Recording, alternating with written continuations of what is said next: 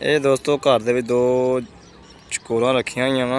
इन्होंने चकोर तो नहीं कहते, इन्होंने पता नहीं की कहते हैं। तो माशाल्लाह ना जोड़ा ही आ, हले तक तो इन्होंने कोई अंडे उंडे दिते नहीं है।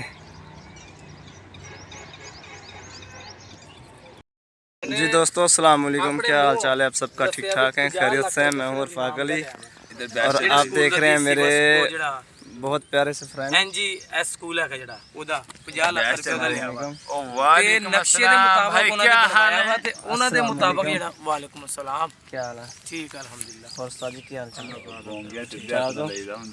कैमरे पुठे यार मोबाइल सीधा ही आ रहा है नक्शे दे मुताबिक ना। बनाया ते ओ बड़ा प्यारा कैमरामैन खड़ा हुआ। ओदी आइए आज इससे पूछते हैं, कुछ सवाल करना है आपसे। अस्सलाम वालेकुम।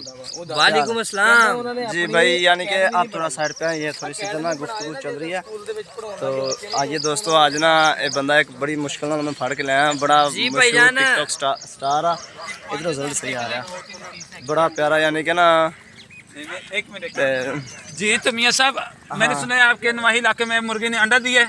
जी जी दिस इज काकड़े शाकड़े चूजे मुझे भैया लोका यक्त बिलियां जिरबियां फूलों दिखतियां लाचा के हैया ये कितने दिल बार अंडा दिया है या सौंग गया उसने? लाचा के हैया ये कितने दिल बार है? नहीं मियां नवे लबार नहीं गल सुन, हर चीज़ के पीछे एक ना एक गल होंदी है।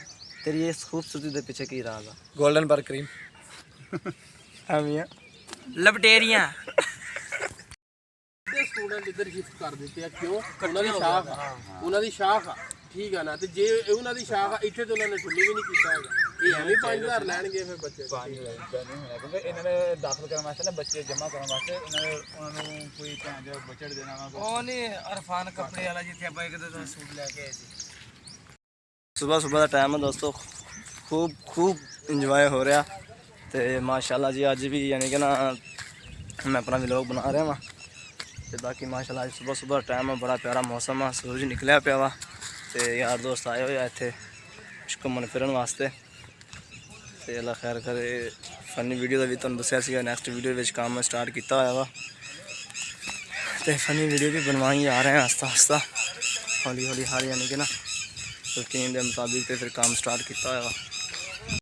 ये जी वीडियो वगैरह वा, यानी कि ना वीडियो का मज़ा भी तां ही आंदा वा कोई दो चार दोस्त रल के बनाते होन तो चंगा शुक्र मेला होंदा रहे। चलो यार जिंदगी का हिस्सा एक हो जाता वा। चलो यादाश्त वास्ते बंदे वास्ते बच जाती है। चलो यार वीडियो वगैरह ना जड़ियाँ चलो बंदा गां अपने बच्चों भी दिखा सकता कि असीं बचपन के जवानी के आ काम करते रह गए माशाल्लाह। यानी कि ना फनी टाइप से बनाई दियाँ वा।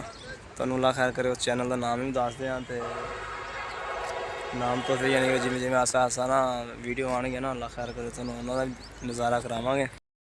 तो यानी कि ना तुहानूं दस्सिया पिछली बारी भी यानी कि ना वीडियो का काम शुरू किया है, फनी वीडियो का।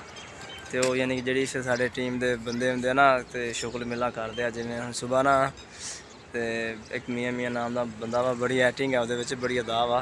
तो वो शुक्र मेला कर रहे थे। इधर आ मैं मियाँ यार मेरे चैनल पर भी 10 लोगों कि की खिशमिश बोलता रहना तो की खिशियाँ मिशियाँ करता रहना वा।